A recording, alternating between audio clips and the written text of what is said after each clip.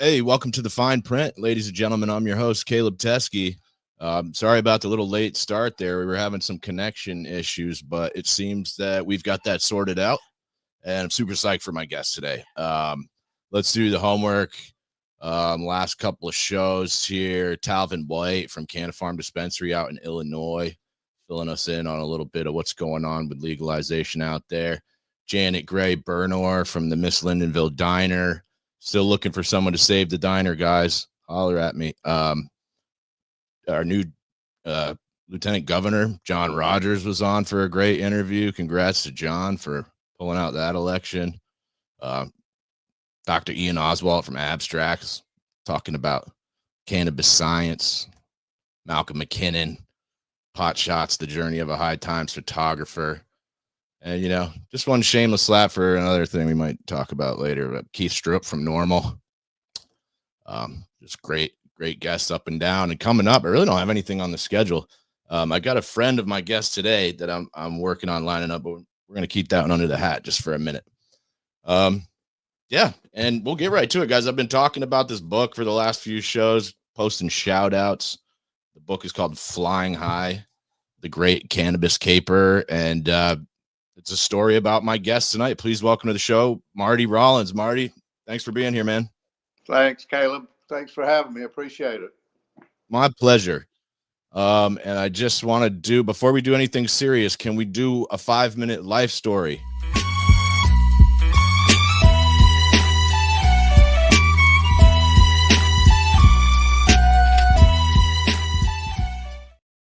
$1948. Wait, did you start talking already? Hold on, you gotta wait till the video ends. Huh? Go now. It looked like you started talking before the video ended and the mic wasn't on, but yeah, 5-minute life story, my man. But anyway, I was born in Montgomery, Alabama in 1948. My parents both worked for the federal government. Father worked for the Department of Agriculture, and my mother worked for the Department of the Army. So I had pretty much just a regular middle class background.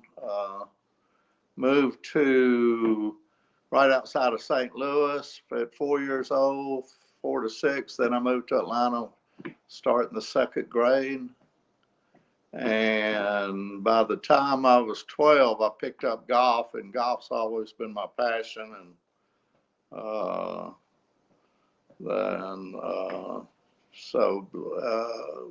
went to high school here in Atlanta.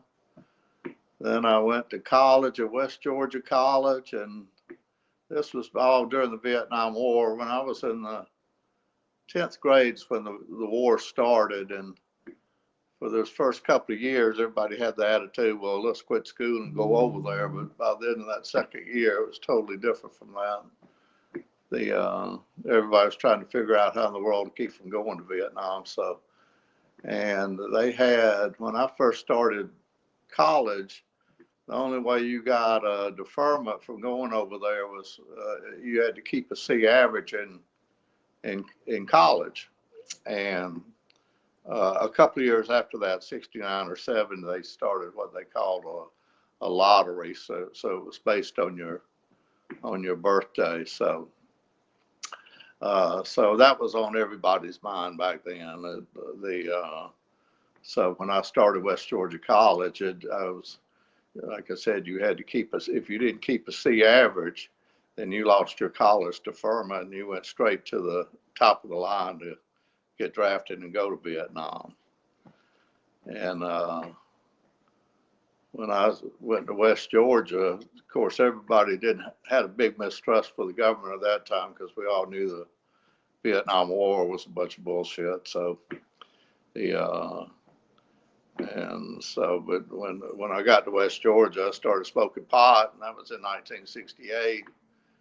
And that it wasn't that evil weed the government kept telling us about. As a matter of fact, it was far from it. So,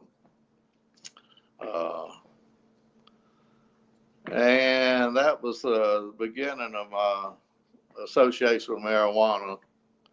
And then, of course, I got into it a little bit heavier a little bit later on. So, but what I thought I'd do was just try to go year by year. It would probably make it easier for me to keep track about what's going on and with my life back then. So let me here. I'm going to slap you up in the big box for the rest of this. Will you tell us a little bit more about your family before we dive into the book, Marty? I'm curious. You said both your parents worked for the federal government. Yeah, both of them worked for the federal government. My mother was from a little town down in South Georgia. She was a farm girl. My father was from a little town in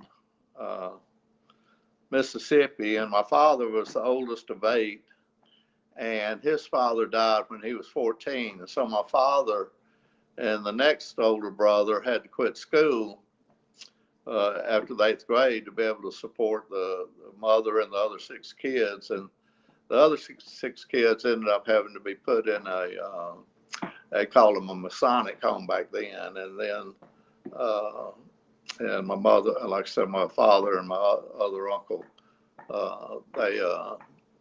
they had to work to keep to support my grandmother's stuff. And she ended up finally putting herself through nursing school and was able to finally get the other 6 kids back from the Masonic home, and they all went to college.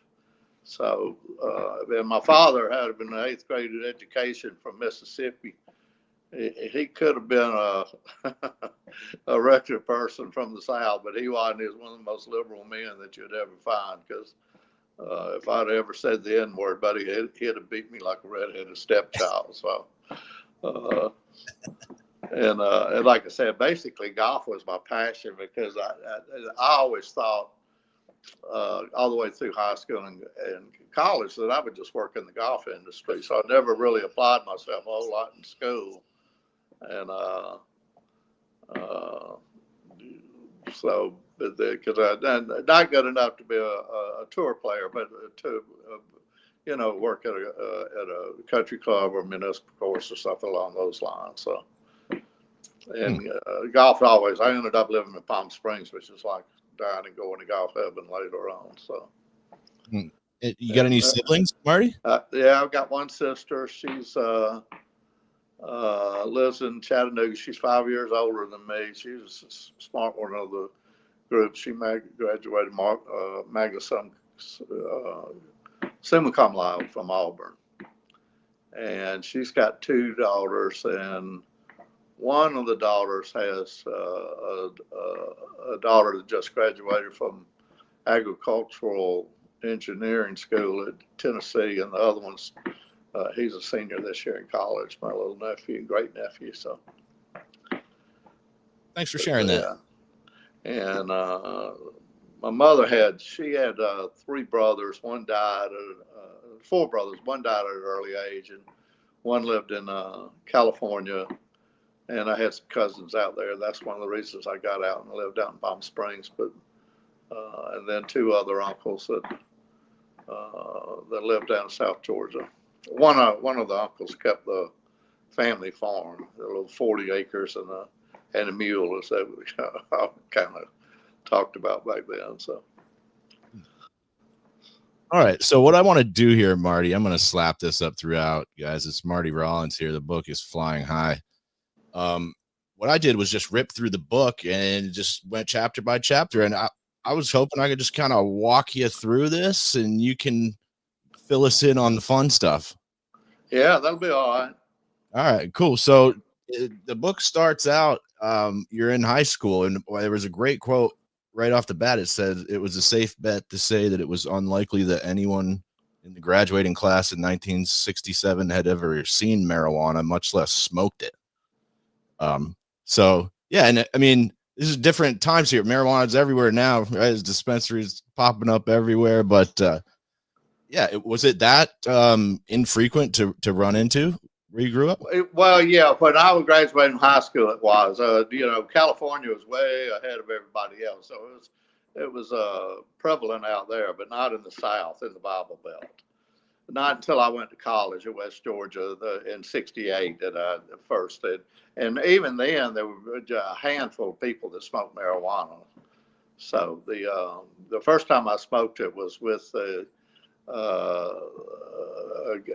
guy that was the editor of the paper at West Georgia College, and he was a couple of years older than me.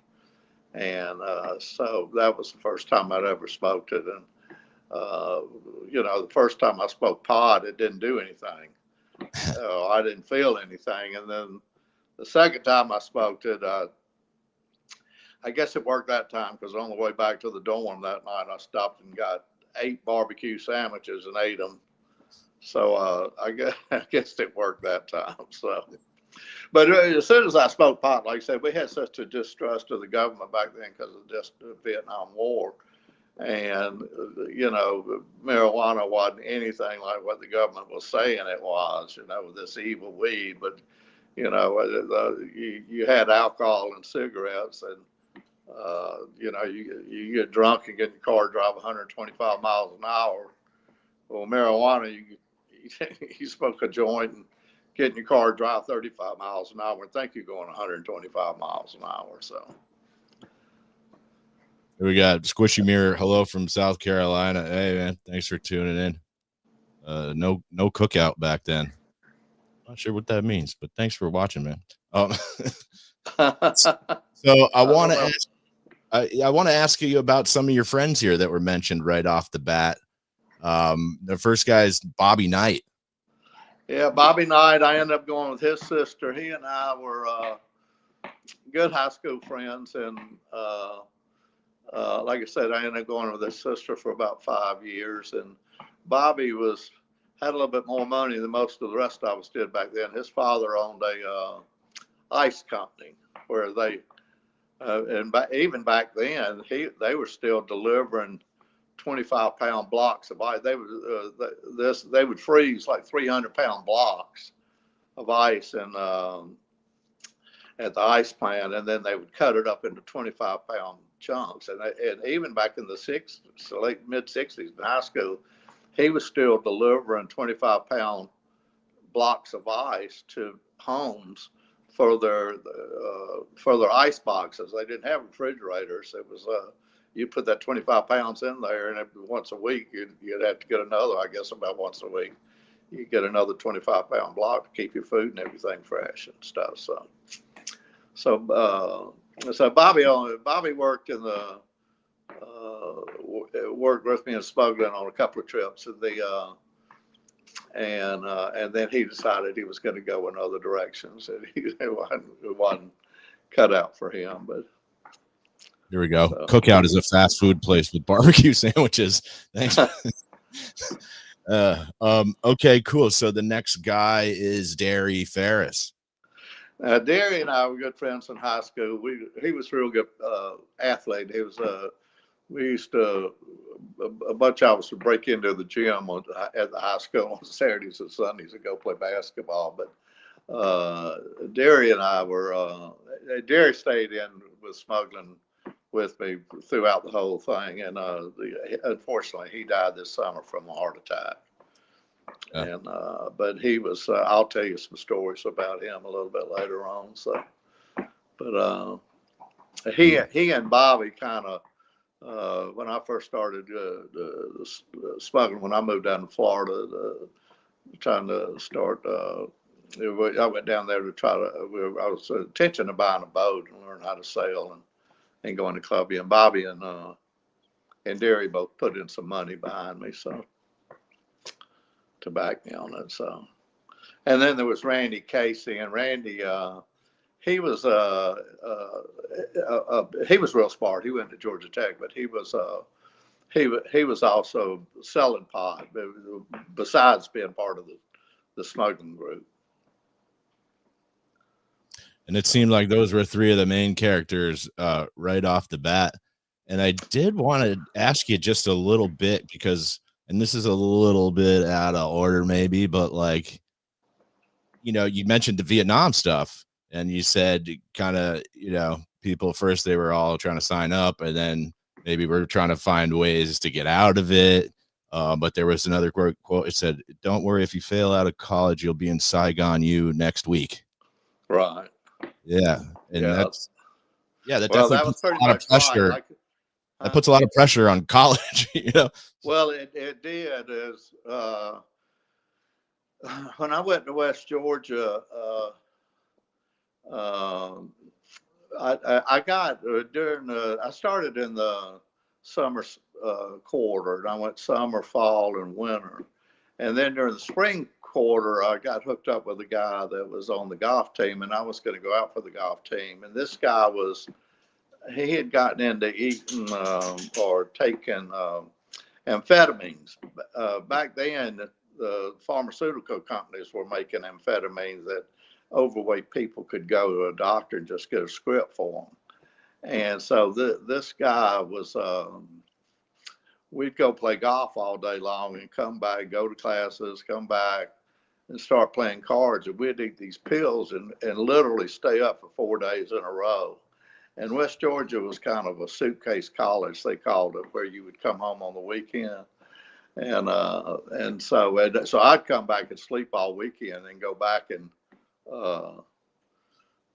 start the whole process over again. And I lost probably 20 pounds, 25, 30 pounds. And that went on for about not quite 3 months, I don't think. And but at the end of it, I never wanted to see any more amphetamines, and I never touched it again as long as I lived. So I didn't need the government to tell me how to do drugs or anything. You figure it out on your own pretty quickly. So, and then I ended up getting a partial scholarship to start in that next.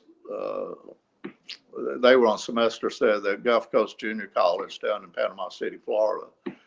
And so when I went down there, they only had one dorm, was athletic dorm for the baseball, basketball, golf, and tennis players. And so I was in the athletic dorm, and I met two guys that were on the baseball team. Well, come September in the fall draft, they both signed professional baseball contracts. And so the three of us moved out to the beach real quick. We quit going to classes. We just sat there and drank Budweiser basically for the rest of that semester. And then in February of '69, me and 5 or 6 other of my high school buddies all joined the Marine Corps Reserves to keep from getting drafted. And then now I had to, because obviously my grades had dropped, and so I was on the top of the list to get drafted and go straight to Vietnam. But these other guys, they had kept their grades up, but they went in just in case their grades drop. If you get a bad professor, he gives you a bad grades in your job. Like I said, you were gone immediately. So. And did it say? I'll read the quote. It says, "It seems strange to avoid the army by joining the Marines." Well, right? When you were in it was the Marine Corps Reserves. So basically, you had to go for 6 months, and then you just went 1 weekend a month, and for 6 years, and you went for 2 weeks once a year. So in other words, so you did 6 months active duty. You did, and then once a month you would have to go to meetings. And then, like I said, 2 weeks out of the year, you went on a camp stuff.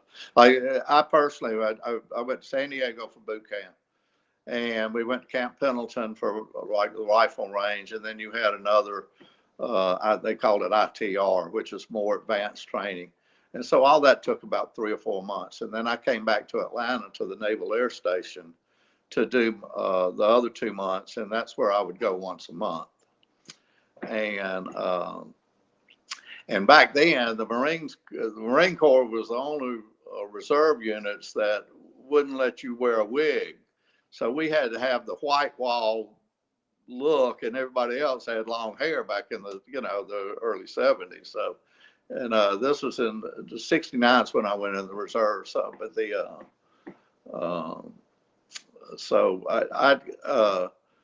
So I quit going to these meetings and everything, and I was just getting ready to draft me and send me to Vietnam. And then I said, well, I better go back to one of these meetings. And so I went back to one of the meetings, and it just so happened on Sunday, the chaplain was given a class on drugs.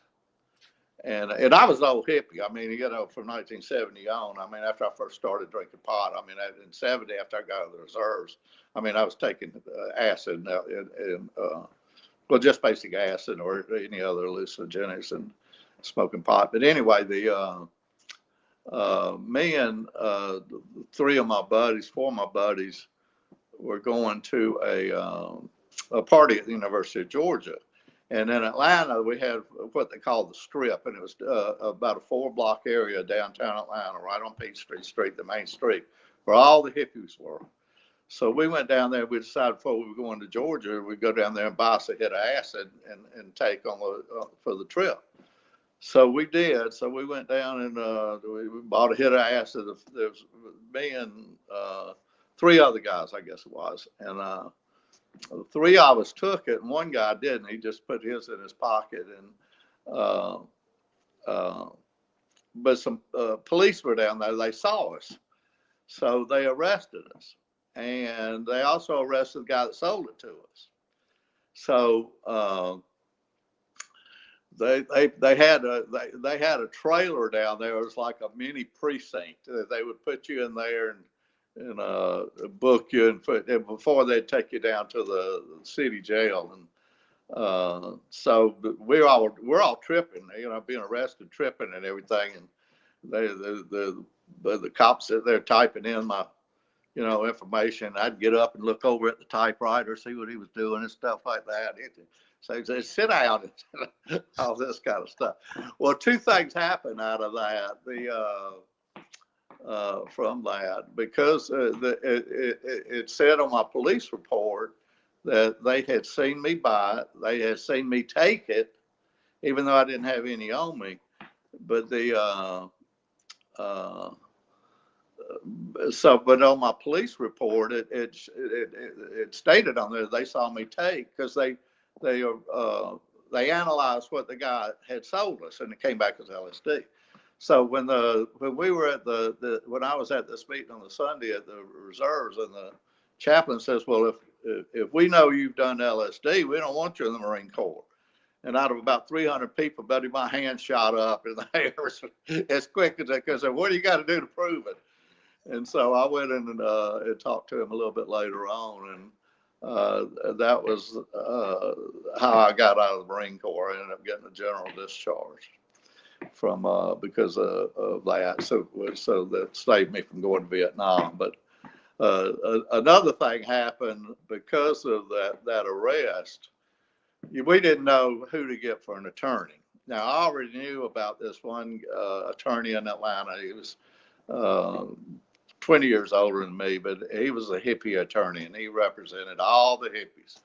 And his name was Al Horn, the smartest man I've ever known. But anyway, we didn't know who to get for an attorney, and so we ended up getting the uncle of a friend of ours we went to high school with. And this guy was like a corporate attorney and knew nothing about drug cases or anything. So even though we didn't have anything on us, he ended up making a plea deal for us for 2 years probation. But we still had to go to court in front of the judge. And so when we went to court in front of the judge, there was one attorney, had long hair and a beard, and it was Al Horn, and he must have represented 20 cases, and because he had so many clients and everything, the judge always put him in first of the line. And so in every case Al had, dismissed. It didn't make any difference whether dismissed. And then when it got around, then Al left the courtroom, and then when it got our turn, they called our job. It was pretty much like we all jumped up at one time and said, "Guilty as hell, Your Honor," even though we didn't have anything on us. And later on, when I finally met Al on the DC4 thing, when I told him that story, he just laughed, because basically that happens to everybody. Nobody knows who to contact. And having a good attorney is very, very important. You see, you could trust me on that one, because I was fortunate enough to be able to always have the best attorney. So, quick question here from Squishy Mirror. Both my grandparents were Vietnam vets. Has he had the Thai stick or the chocolate Thai? Yeah, California got Thai sticks and everything, and they would just take a little bit of the stalk, just 4 inches long, and they would take the string of the stalk of the marijuana and they would tie the buds around that, so it almost looked like something you put on a barbecue grill. So a lot smaller, but we didn't get any Thai stick over here. The most of the marijuana in the 60s was coming from Mexico. And then on the East Coast, it went to Jamaica because their pot was better than Mexican pot. And then in the real early 70s, it went to Colombia because their pot was better than what Jamaica had. And then later on, so it stayed in Jamaica until the 90s. And then back in the 90s, these Mexicans learned how to grow what they call semilla, which means without seeds. Sin means without, and semilla means is seeds. But so pot then left Colombia and went to Mexico and California. So by that time California was starting. They were growing a lot of weed in California. So, but we did over here. We didn't. You didn't get the Thai stick very much. So. And I'm gonna slap this. So Marty Raulins here, guys. The book is full.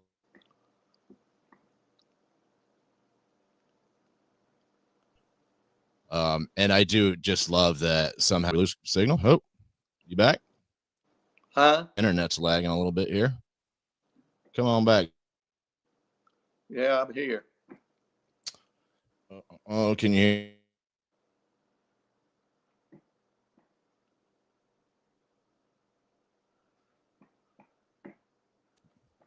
Had that. Oh, there we go. Okay. Is it something I said? No, that's my connection. Just being a little janky at the moment. But I just love the fact that somehow LSD saved you from having to go to Vietnam. That's fucking awesome. Yeah, so that was a lot of people didn't like the fact that I got out of the Marine Corps Reserve for in that way. But anyway, so but like I said, everybody by night. Well, they had the big in '68 the convention in Chicago with the Chicago 7 trial with all so it was really before. I mean, nobody was enthusiastic about the war except for maybe that first year. I mean, by the '66 or '67, we couldn't figure out why in the world we were going halfway around the world to fight a bunch of people that. So anyway, so. Yeah, so let's get to let's flash forward just a little, because it's now we're up to 72. It says 5 years after you graduated high school, and now you're kind of we're having these big societal changes and maybe some changes in attitudes, and then Richard Nixon rears his head, and I'd love to hear about that era a little bit. About the Nixon years, that's kind of funny because I was just watching a show on TV. It's called Gaslit, and it's about a 6 or 7, 8-part series about John Mitchell and the Watergate era and stuff like that. But Nixon he started his war on drugs in '68, and he hated the hippies because they were all against the war, and he hated the blacks for heroin. So he started the war on drugs. And in '72,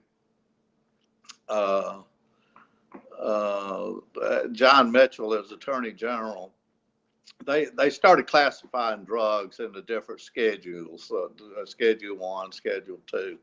And so John Mitchell ended up putting marijuana in the same category as heroin and LSD. There's only a few drugs in Schedule 1, which is absolutely ludicrous. And of course, right now, this is what is really ludicrous. Biden said he wanted to reschedule it to a Schedule 3. Of course, all of us don't want any of it to be in any marijuana to be in any type schedule. But Biden wants them to reschedule it from Schedule 1 to Schedule 3. And guess who's in charge of this rescheduling? The DEA. Now, the DEA, their job is they wouldn't have a job if drugs weren't illegal. So you got the DEA deciding to make a drug legal, and so they'd be out of work. So, you know, that's absolutely nuts. But, you know, Nixon, he ran in '68 that he was going to stop the war. That unfortunately, that was the worst mistake Johnson ever made, because other than that, he was a great president for all the social issues and everything, bills that he passed, but like Medicare, Medicaid, and all those type of things, and Voting Rights Act and all this. But then when Nixon came in, like I said, he ran on, he was going to stop the war. Well, he didn't the first term. The war didn't stop till after '73, when his second term came around and everything. So, but now, like I said, Nixon hated the hippies because they were against the war and everything, and they were the ones smoking pot. So he just hated pot. And then when Jimmy Carter came in '76, he legalized marijuana for glaucoma patients and cancer patients. You know, by this, Keith Stroop came to Atlanta, started the Normal chapter here in Atlanta in '75, and he used to bring a guy that was, I think the guy was from Louisiana, but he had a prescription for legal marijuana, and he would go out to eat with us, and he could smoke pot in a restaurant.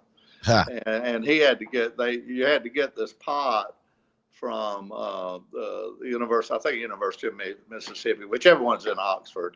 That was the only place in the country that actually grew marijuana for the government. And actually, I had. Well, it is, I believe. Huh? It still is, I believe. Yeah, absolutely, it still is. But I had a houseboat up on the lake, and my next door neighbor was actually her son, and I went to high school together. But she had jet black hair. And during the wintertime, you couldn't pay anybody to come see you up on the lake. But during the summertime, you had to beat them away, of course. But anyway, I was sitting on the houseboat.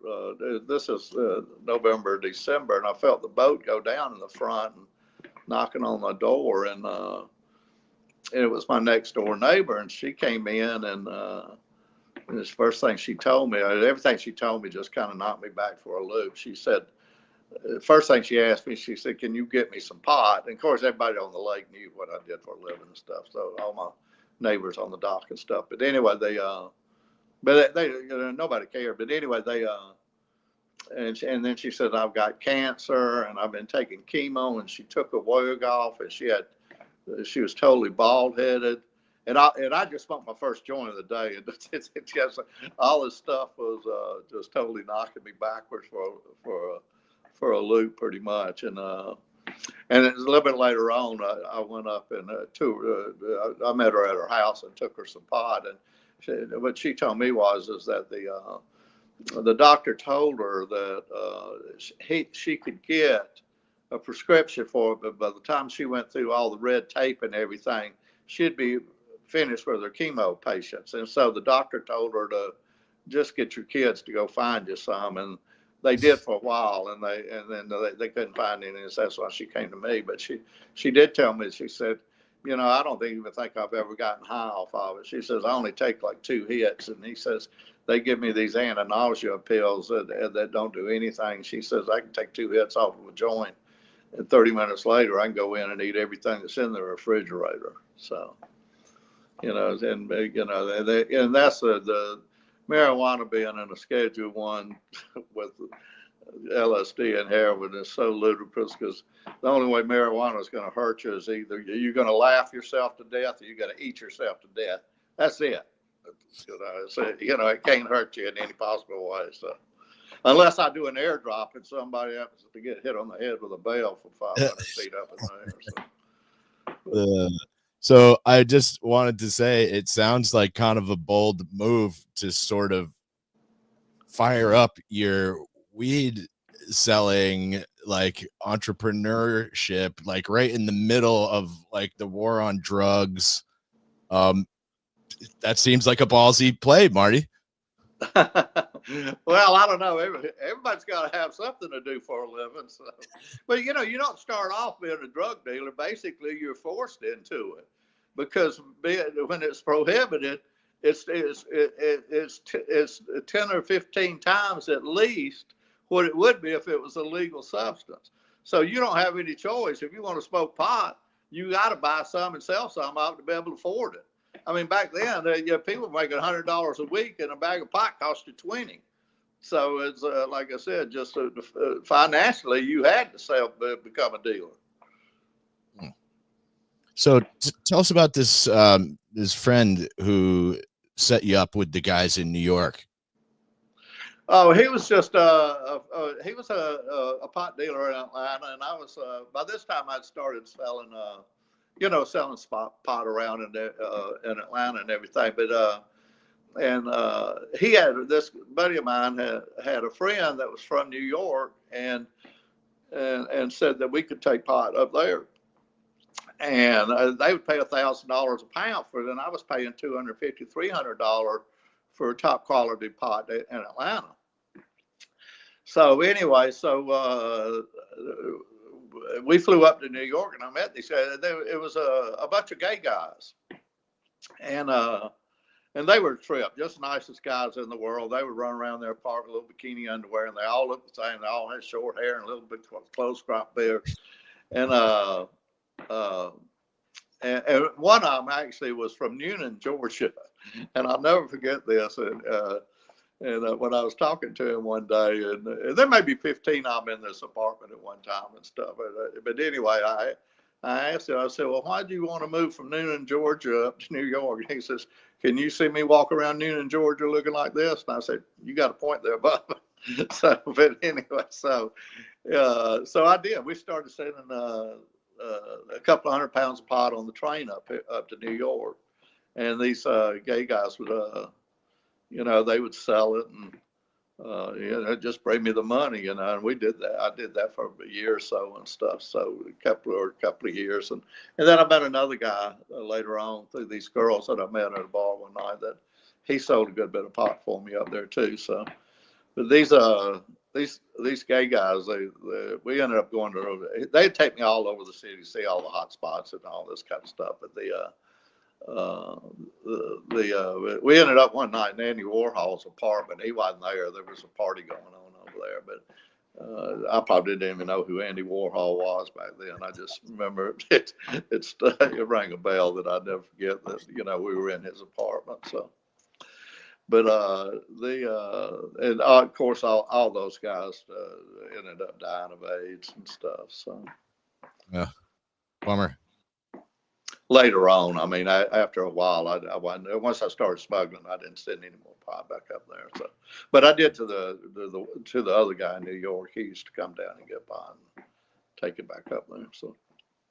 So Marty, this story is full of a lot of like what I would call close calls and maybe some little fuck ups here and there. But this one story about you dumping a bunch of suitcases out at the hotel. Maybe you could just give us that story real quick, please. All right. I had a couple of 100 pounds. And the guy that took it up there for me had to come back to Atlanta and on the train. So I had to go sit on this pot till these people came and picked it up. And it was at the Sheraton on 57th and 7th.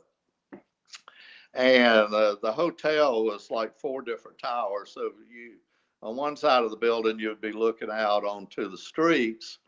And on the other side, on the inside, you would be looking out on top of the lobby.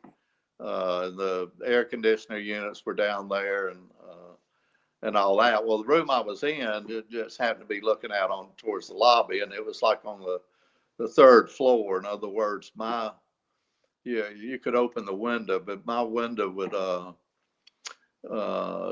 right under it. There was another window for the room right below mine, and and her, that window was probably only 3 feet off the lobby roof, and there were air conditioning units out there and stuff like that. So, but and I, I'm a pot smoker, so I'm smoking all the daggone time. But anyway, so I'm sitting in the room, and I hear a knock on the door. So I go and open up the door, and I had the kind of chain still on, and open up the door, and there was a guy in a suit and a badge, and there was a maid standing behind him, and he said, we've had a report of marijuana smoke coming out of this room. And so I said, well, no, it's not this room. It's got to be one of the other ones. And so he said, well, we'll be back. And that's the only thing I remember him saying. So anyway, so he left. So I closed the door, and I put all the locks on, which you got about 12 of them on a door in New York. But yeah, I mean, you have the chain, and then you had another, the actual doorknob had a pin you would push, and that would keep anybody putting a key in on the other side. So I didn't know what to do. I was freaking out and everything. And said, but I wasn't going to get arrested in New York. So I took all these, there was about 5 of them. I took these 5 suitcases and threw them out the window. And it was probably about 4 o'clock. It was still light outside. And so I threw all these things out, and then I left, and I locked the door and everything. And I went across the street and waiting for the police to come. Well, nobody comes. And so then I would just stayed over there a couple of 2 or 3 hours. And I said, well, hell, I got to go get the pot back. And it's dark by this time. And so I go over, and I could get in the room this time. So I would put the key in, go in. So I had the bright idea. So I was going to tie sheets together and climb down the sheets, and one by one pull these suitcases back up, climb back up the sheet and pull them up one by one. Well, when I get down to the lobby roof, I noticed that the window right below me was cracked about 3 or 4 inches, and so I could open up that window. And there wasn't anybody in there. So I grabbed 3 of the suitcases and went out through that door. And there was an Eastern, which was an airline back then, a flight stewardess's uniform standing on the coat hook and everything. So it was a flight attendant that had that room. So I took the 3 suitcases out and jumped in a cab and went home and checked into another motel. And then so I got to go back and get the other 2. Well, when I went out the window, I had all those locks locked on the door, that especially the one with the pin, the security one. Now you couldn't push that one if you were, if you left through the door. But anyway, so I come back to the hotel and go back up there, and I put the key in. Well, I can't get in because of that one little that pin being pushed. And so it's been a while now. So I go downstairs. I get ask somebody else. They have to send a security guard back up. And so when anyway, so we got back up to the room. He opened the door for me, and then he pushed it open, and the chain's there. So, and he said, well, how'd you do that? and I said, and I just stopped real quick on my feet. I started yelling, Shirley. And I'm telling the guy, I said, my girlfriend's in there. She's sick. She must be in the bathroom or something like that. And he just looked at me real funny. So he left. And then when he left, I got back up against the other wall and just hit that door as hard as I could and busted the chain off it and went straight down the sheet again, grabbed the other 2 suitcases. The flight attendant hadn't come back yet. So I ended up going out the room again. And that, I should have ended up in the tombs that night. But that's as close as I've ever come to having trouble with pot, except from the last gig I did where we ran out of gas on the flight. But anyway, but that was a close call there. So, but anyway, it all turned out okay. So, but they were, like I said, I was paying $200 or $300 a pound pot. They would say, and they would literally, they would pay me $1,000 a pound for it. So. And so, this leads into this next chapter of you guys deciding to move to Florida, get a boat. You're going to try your luck at sailing. Yeah, the problem with taking the pot to New York is that it was sporadic. Sometimes it'd be a long time before you could find anybody that had any that was good enough for them to want up there. So, and I always knew that the money was going to Columbia in getting and bringing it back, because you weren't paying $20 a pound there and selling it for 200 when you got back here. So anyway, I moved down to Florida, Boca Raton, and I was introduced to a guy down there that ended up being my partner. And he was from Michigan. He was a couple of years older than me, but he was from Kalamazoo. And he was captain of the swim team at University of Michigan. And his name was Mike Kalmbach. And he at the time down in Florida, he was working as a lifeguard. And there was a lady down there, her name was Diana Nyad. And she was doing these long distance swims, like from Bimini to Fort Lauderdale and stuff like that. Well, Mike and some of his other Michigan buddies that were living down there were swimming with her on surfboards when she was doing these long distance swims. So that's what Mike was doing when I went down there.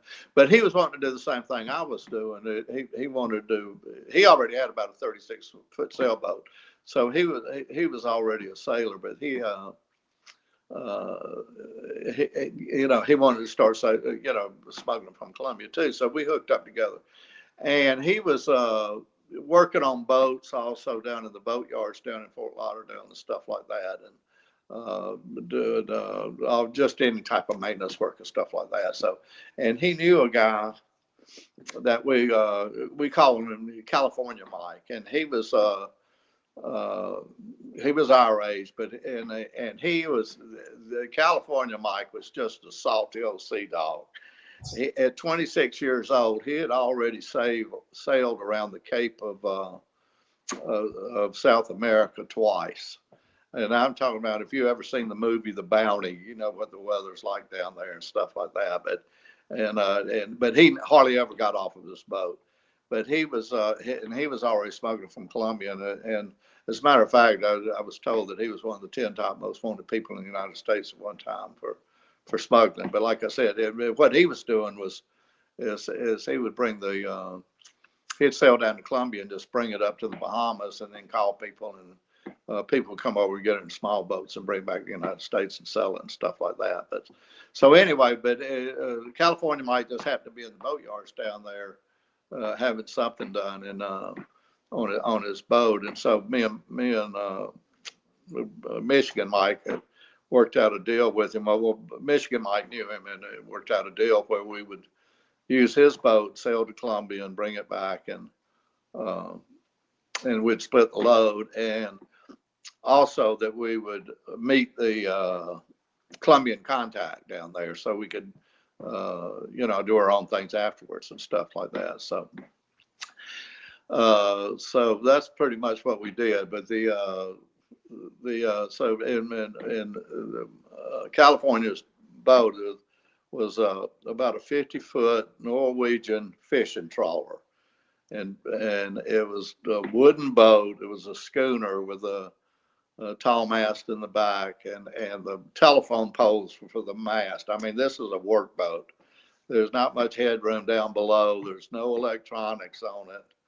There was the only thing that we had was a Marine band radio. So you could at 12 o'clock every day you would get a tone from. Actually, it came out of England. It ding right at 12 o'clock, and you could take a sighting on your sextant and put in and do all the mathematics and figure out where you were on your latitude, stuff like that. So, but anyways, so we we got this boat all decked out. I mean, we got like 15, 55-gallon drums of fuel on there, and this thing looks like it's ready to go on a long distance trip. So, and we were at Pier 66 down there. We brought it down the river when we were getting ready to go, and we'd waited until after the hurricane season was over with in November. So we came down to Pier 66 and spent the night there, and there was a northerner blowing, which is the wind's blowing out of the north, and you've got the Gulf Stream coming out of the south. And so these things just meet and just buckle up the ocean. So, but anyway, so and Mike, California Mike, the seasickness didn't bother him, and Michigan Mike, it didn't bother him quite so much. But there was me and two other guys on the boat that were friends of Mike's, and but anyway, we left Pier 66, and it's only about a quarter mile to the inlet, and you take the inlet out to the ocean. And that's only a couple of maybe 1,000 feet or something like that. I mean, but before we ever, as soon as we hit that inlet and before we ever got to the beach, we're sick as dogs. I mean, the waves are so high. I mean, and there's nothing worse than seasickness. I'm not kidding you. So, but anyway, so California Mike virtually had to sail the boat by himself, but we dropped him off in Bimini in the Bahamas, and then he was just going to meet us in Columbia, the spot we were going to down there. So, so we drop him off in Bimini, and then we start heading south. And when we get to the bottom of the Bahama chains, we look off to towards the east. But anyway, they see a big plume of smoke coming, and then within about 10 minutes, there's this U.S. Coast Guard cutter. It was called the Morgenthau. It was like 350 feet long and 3 stories high, and the whole side of it's lined with nothing but cameras, and they're taking pictures. And so we said, well, this can't be good. So anyway, when we get down to Columbia, and Columbia is a beautiful country, but going south once you go in between on the Windward Passage with going in between Haiti and Cuba. I mean, when we're about 50 or 75 miles off the coast of Colombia, there's a mountain that's almost 19,000 feet, only 26 miles from the coast. And it's the highest vertical rise in the world, that close to the ocean. And then there's a mountain identical to it that sits right behind it. But they're not part of the Andes. The Andes start a little bit further down. But in the east side, on the Venezuela side of those mountains, is all desert and Indians, just native Indians, and they don't speak Spanish. They speak their own language. And then on the west side, it's just nothing but mountains all the way to Panama. They come down right to the ocean and stuff. But anyway, so we sail the boat to on the west side, and there's 3 like big kind of like inlets that you could go into, and one of them was shaped like a foot, and so you could sail back in there and hide, and the Colombian Coast Guard couldn't see you when they came back unless they actually came down in there in that inlet. And so that's where we met Mike, and we ended up loading, and then we told him what had happened with the Coast Guard. And before that had never been a problem. The Coast Guard finally got wise and put these Coast Guard cutters in between the different passages between Mexico and Cuba, and Cuba and Haiti, and then between Dominican Republic and Puerto Rico. So when we get down there and told Mike, well, Mike ended up, he says, well, we're going to take the pot to Cayman Brock, the Cayman Islands, which is just a little bit north of Jamaica. And there's an airstrip down there, and he says, I'm going to go buy an airplane, and we'll fly it back from Cayman Brock. So he came back. We sailed the boat to Cayman Brock and offloaded. And when we were offloading, we lost our topsiders we were wearing and stepped on sea urchins and had this poison in us for like a couple of days. I mean, it's just, we were sick as dogs. But anyway, so Mike goes and gets he buys a D18, and they have engine troubles with it on Stella Maris, an island in the Bahamas, and it crashed, and it's still over in the main groves to this day, sitting over there. So he ended up, California Mike ended up getting a catamaran, and these couple of guys, and they came and got the pot off of from Cayman Brock and sailed it around Mexico, close to Mexico, and came over and brought it up to the west coast of Florida, Everglades City, and then me and the guys went and got it in a little 16-foot boat that I had, and there was about 4,000 pounds on that trip, I think. But and we were on the boat, sailboat, for like 45 days, and me and Mike said, we told each other there's got to be a better way of life than this, and we said to each other, so let's just go buy a big airplane when we get back. So, and that's pretty much where that ended the sailing days. And because that pretty much, like I said, shut it down for the sailboats because, they were going to stop you on the way back. So, guys, I'm with Marty Raulins, Flying High is the book. And so, so this kind of boat experience is what made you decide to get a plane. And even the first plane experience sounded like was rocky there, and you had some troubles. So and then you meet Bob, right? This is where Bob comes in. Yeah, but Bob Eby was he was a pilot, and he's also a draftsman, and he designs boats and all kinds of things. And he's one of these guys that if it's got 3 moving parts, he can make the thing fly or fix it. I mean, he's just a tinker or something. But anyway, so and we knew he was a pilot, and so when we got back off the boat thing, we went to Bob and approached him and asked him about it. Would he be interested in flying for us? And he said, yeah. And he said, but he says, I can go out and put it, because we were talking about buying a DC-4. And so he said that he could go out to these, they have out in Arizona, there's an Air Force base out there where they have all these old military planes, and they take the aluminum and smelt it down and then just take all the parts off these planes. He says, instead of paying $100,000 for or 125 for a plane that's already made, he says, I can probably put one together for 30 or 35,000. And so that's what we ended up doing. So Bob, we sent him off to California, and he starts putting this plane together. And then me and one of the other guys that was on the boat with us, that was a friend of Mike's. He was kind of like Mike's right arm guy.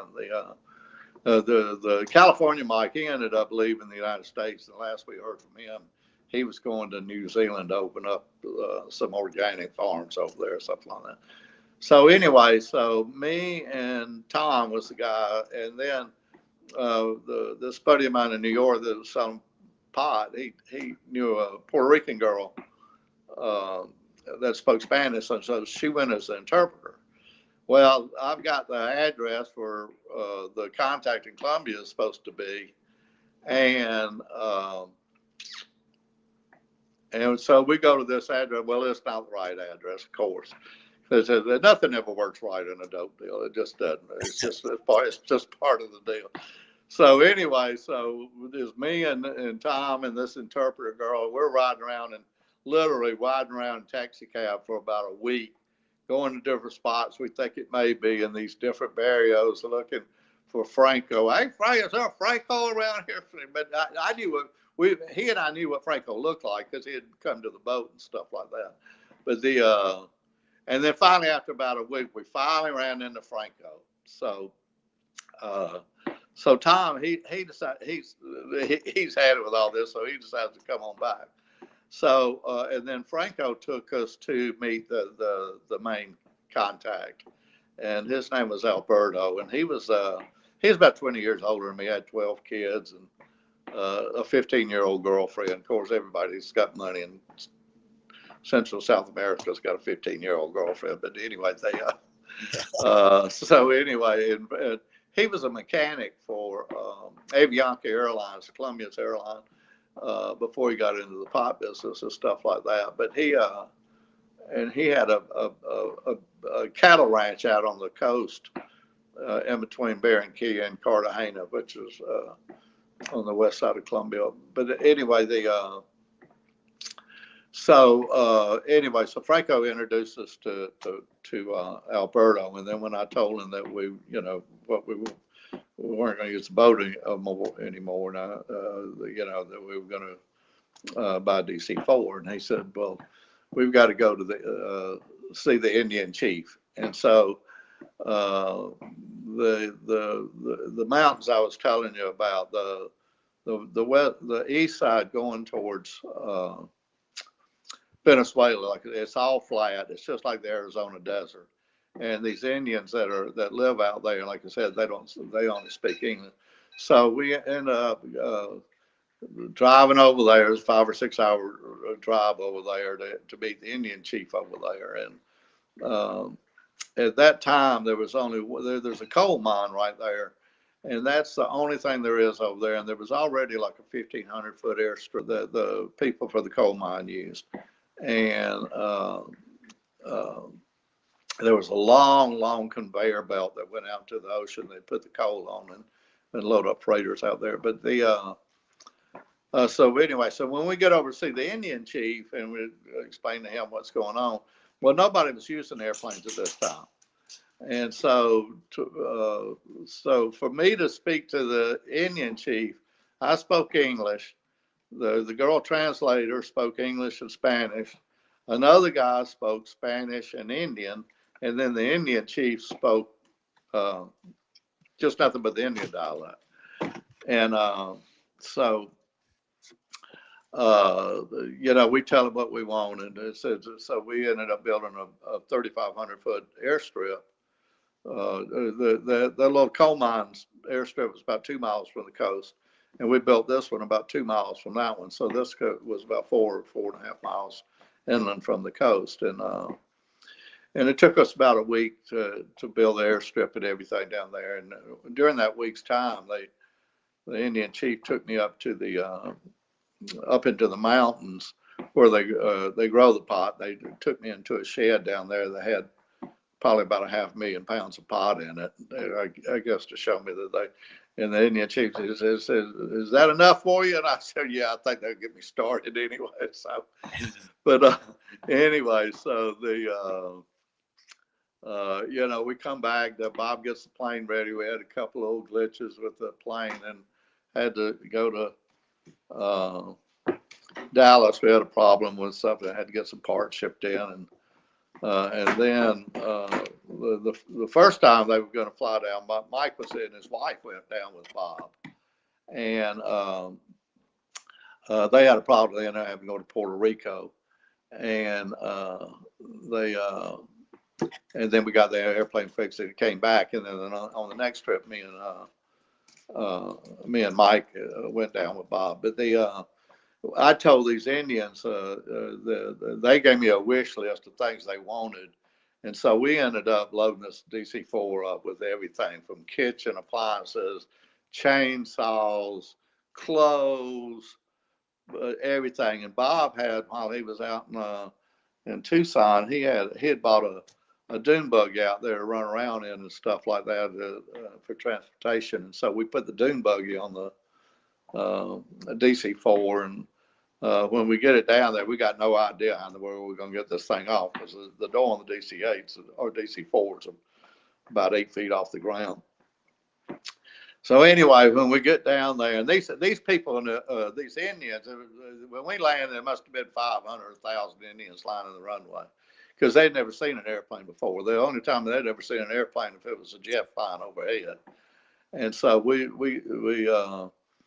they bring out a big truck that's got all the pot on it. They had 2 big boards out there. They were big planks. But anyway, we tried to roll the dune buggy out. We ran the boards from the truck to the plane and tried to roll the dune buggy out. They were going to take bales of the pot out from underneath it and kind of let it go. Well, that didn't work. It just fell over on its top on the roll bar. But they flipped it right over, cranked it right up, and started running right up and down the runway with it and stuff. So, but anyway, that was pretty much the trip. Then we ended up flying back to Fort Lauderdale, and and then basically what we do, you weren't making any flying rules. The rules were that if there's what they call an ADES, it's Air Defense Identification Zone. And if you're flying over 180 miles an hour, and it runs around the perimeter of the United States, and if you're flying over 180 miles an hour, you better have a flight plan, because they're gonna send jets after you if you don't. And if you're flying under visual flight rules, you don't have to file a flight plan. In other words, if you wanted to, if you had a private plane, you wanted to fly over to the Bahamas and just fly around without landing and come back, that was okay. And you could land at any airport you want to. Well, if you landed over in the Bahamas and cleared customs over there, when you came back, it was the pilot's responsibility to land at a port of entry and clear customs and all that. So, so you weren't. So when we would fly back, we'd come back on Sunday afternoon when all these other planes were coming back. Late in the afternoon, 5 o'clock, that were all these people coming back from the Bahamas and all that. So we just blended in right, in with them. So we just didn't go to a port of entry. So when we landed at Fort Lauderdale, but anyway, so we ended up landing at about 5 or 6 o'clock. Then we went back out there at 10 o'clock at night to unload it, and the plane was sitting on the far side of the runway from where the FBO, the fixed base operation, was, where you got gas and all that. So we were over there sneaking around, unloading this daggone plane, and I guess security heard something, and so they came over. We saw his car coming over with its lights on, and it pulled up right in front of the airplane. And so we were all hid in the bushes and all that kind of stuff, and they never did get out or check or anything, and then they left, and then we ended up finished unloading it. We had, I don't know, 5 or 6,000 pounds on it, I guess. But anyway, so after we got away with that one, we said there's got to be a better way of life again. And so that's when we had the idea of, if we build our own strip, if for some reason you did get a tailplane on you and they were following you, that we should be able to land. And before they could communicate with anybody on the ground of where the plane was, we should be able to unload and get out of there. And that was the basis of building our own strip. And so, so that's what we did. So, but I happen to have a friend that was in real estate, and he had to have this land in Georgia. So he had about 480. I think it's 480 acres or something like that. But anyway, I went to him and I said, "You got if you got any land or access to anything, I build an airstrip on it." And he said, "Yeah." So that's when I started building the airstrip here in Georgia. So. And also there was like I feel like there was a little side adventure in there where you finally got the weed into some trucks, and then one of them got pulled over. Oh yeah. The way station. Yeah, but there's an agricultural stop coming from Florida, inside Florida, getting up close to the Georgia line. Well, if you're in a commercial vehicle, you're supposed to stop. Well, I had bought a big, long Ford 150 pickup truck with a camper top on it. So, and I also bought a cargo van. Well, I didn't realize that the cargo van was going to have to stop at this way station. So anyway, when we landed that's when we put all the pot in, and we landed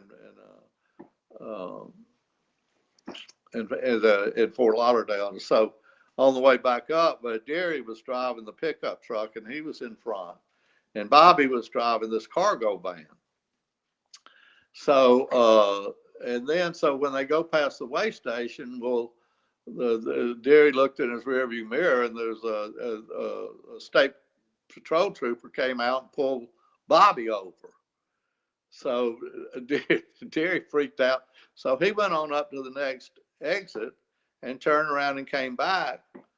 And And the trooper, I think the trooper gave Bobby a get out of jail free card because he pulled Bobby over, and Bobby said the guy wanted to look in the back, and we had the windows covered in it. And Bobby said, well, I don't have the key and it's locked up. And so the state trooper told Bobby to go down to the next exit and turn around and come back and go to the next exit south of the way station there, which Bobby did. He went down. The state trooper just cut across the median of 75. Well, Bobby went down and turned around and came back, did what he was supposed to do. Well, by this time, Derry's come by and seen Bobby, going north. And so Derry goes around, turns around, and then it started heading back north. Well, he looks over and there's Bobby going south on 75. So he didn't know what he was going to do. So anyway, Bobby gets up there and he does what he's supposed to do. Well, the state trooper's not there. And so Bobby realized by this time he's got to get out of here. So he ends up going over, taking a two-lane road all the way back up into Georgia. But when he gets into Georgia, he ends up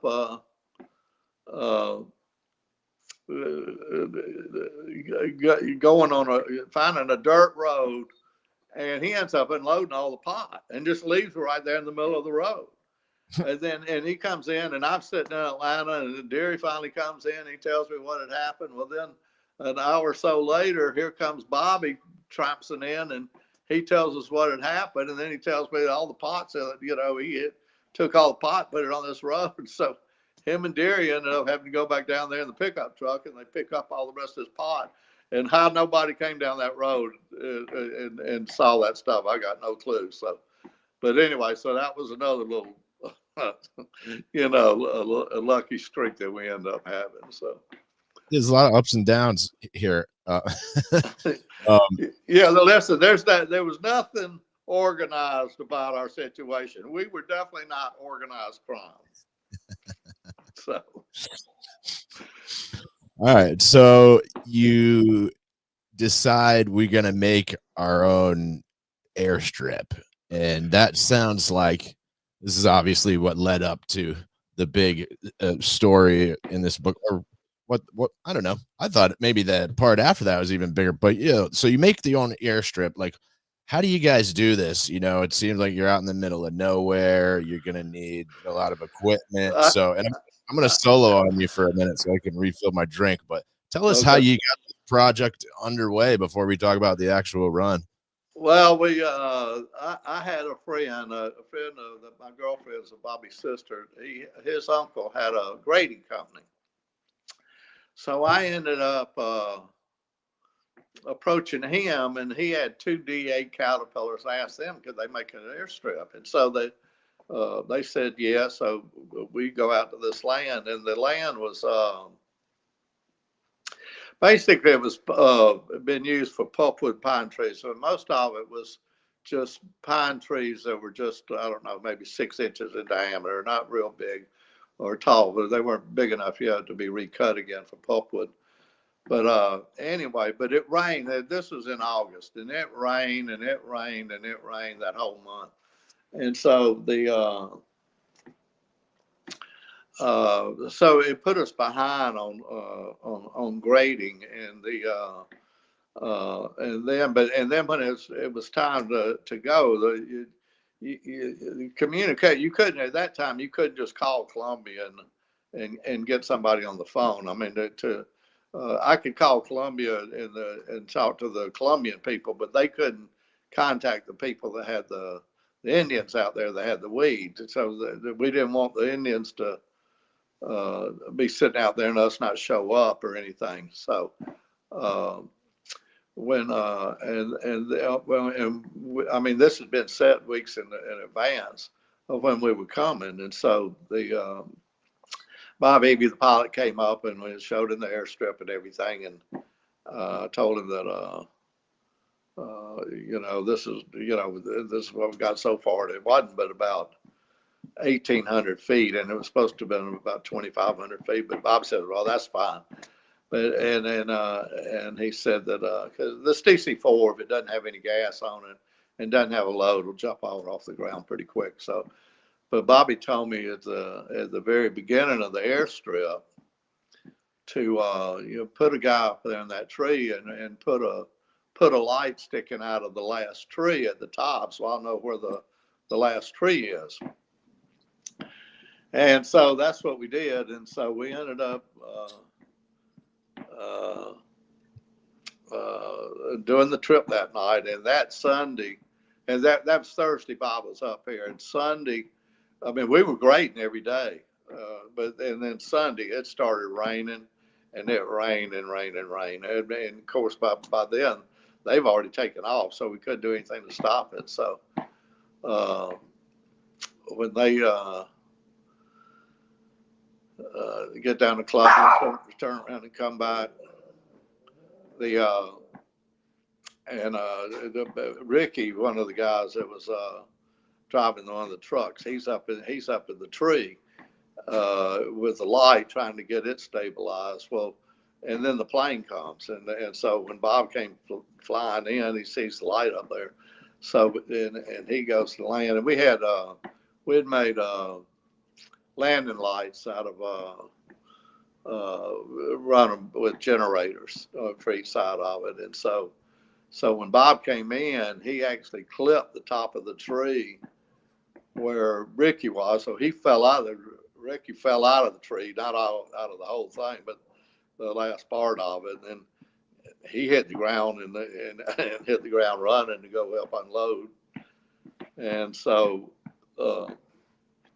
what the plan was, my truck was, we were going to have, my truck had half the load on it, and it was coming back to Atlanta. Well, Mike's, my partner's truck, he had decided that he was just going to hide his in the woods close to where the airstrip was. And because he had these buyers from Michigan, and he was going to let them go out and pick up in their pickup trucks a couple of days later. Well, Mike decided not to do that and decided to bring his on back into Atlanta too. But by the time him and his, I had 4 guys working for me, and Mike had 4 guys working for him, and then Bob, the pilot. So there were 11 altogether. So by the time Mike and his buddies decided what they were going to do, and Mike was going to follow me in my car. I had a Chevrolet Blazer, and Mike was going to follow me to the place he was going to hide it because he wasn't familiar with that area. So when he does. I wasn't on the airstrip that night. Had a walkie-talkie on. Me and another one of my buddies had a walkie-talkie on the entrance to the roads to get in case there was anybody came or anything. So, and then after plane landing, then I came around to the airstrip, and Mike was going to follow me, and it was taking it too long. But anyway, so and then finally Mike gets behind me, and I'm going out of the strip on this dirt road over, and then this land was right on close to the Alabama border, and so and right before Bob landed, he had to turn on his landing lights. And a trucker that was on a highway there saw this, and so he called it in for a crashed airplane. And so these local police had gone out in search of a downed airplane. And so I ended up passing a cop car, and the cop was actually out of it, and he was shining his flashlight. It looked like on the hood of a car or something was laying. Some type of sheet metal was laying on the side of the road, and he was out of his car shining his flashlight on it. So I went ahead and went by him, and then Mike came right behind me in the pickup truck. And then, by this time it's like 1 or 1:30 in the morning. And so the cop, when he saw 2 cars coming in that late at night, of one of my Chevrolet Blazer and this U-Haul truck, and he thought it was a moonshine operation. So he radioed ahead to these other little small towns to stop us. And so, and Mike had, I'd gotten in front of Mike because he was supposed to have, like I said, he was supposed to be putting his spot in the woods. So anyway, I pulled up to this small little town called Buchanan, Georgia, and there's only one light in this town, and I happened to catch a yellow light, so I stopped because I didn't want to break the law, and the police station was right there on the corner. And while I'm sitting there at the red light, I see this cop car backing out, and he pulls up right to the light, and he pulls up next to me and turns his light on, and he tells me to follow him into the police station. I said, well, what have I done wrong? I'm just sitting here at the light. And he says, I don't know. He says, I got a call to stop a red Chevrolet Blazer and you're it. So pull over here to the police station. So I pull over. So he takes me and he puts me in the police station. And so I'm sitting there and nothing's happening. And then about 30 or 40 minutes later, here comes the guy that's driving Mike's truck. And they bring him in. So he's sitting in the police station. We're sitting there together in this holding like cell, and we don't talk to each other. We act like we don't know each other. And then the police kind of went back in the back or something like that. So I asked this guy, I said, well, the truck's empty, right? And he says, no. And he says, there's 3 other guys laying in the back of it. So the police went and got they got a warrant for moonshine. And then they came over and they opened up the back of the truck. And of course, there's no moonshine in there. There's like 3,200 pounds of pot in there and a couple hundred pounds of hash. And even better. And so, and so so that was the end of that. And Mike, what had happened was Mike and another guy, there were actually 3 people in the front seat of that truck. But Mike wasn't driving. But Mike and another guy, when this cop car, they saw him turn around, getting ready to pull him over, they jumped out. The 2 of them did. So it's just a driver in there. And they made their way all the way back to Atlanta. And it just so happened one of the guys that was in the back of the truck was brought in on the Michigan side right at the very last, I mean, literally the day. So he knew nothing about what was going on. But he did know where all these people were staying that had all this money to buy Mike's part of the load. And so he had gotten busted for like a gram of cocaine and was on probation. And so as soon as they opened up the back of the truck, I mean, this guy was cooperating with them before he ever got inside the jail, I think. So, but so anyway, they ended up putting me and the other 3. We never saw this guy again. As a matter of fact, the prosecutor of the county, that was even they were hiding this guy because later on, because my attorneys were trying to find him, to talk to him and tell him not to cooperate. And actually, the prosecutor of the state prosecutor down there was actually keeping this guy at his house. So that's why the police couldn't find him. They were checking every local jails around there and stuff like that. So. But anyway, so it was me and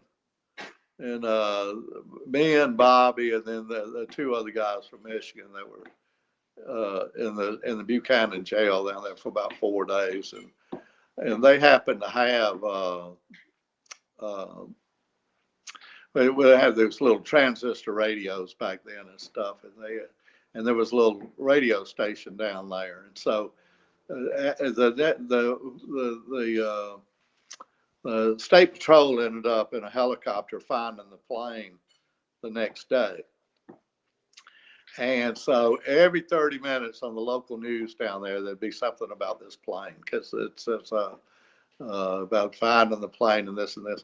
And then, and Derry, he was in charge of my truck that got back to Atlanta. And so they unload, they take it to a buddy of mine who was going to sell all this pot. And so Derry ended up taking the U-Haul truck to one of the malls and leaving it abandoned. And then we heard on the radio that they found the second truck, and we were all going, oh no. And then they said, but it's empty. We said, oh, great, great. So, but all the inmates in the jail, they were screaming just as much as us, because like I said, it was on the news.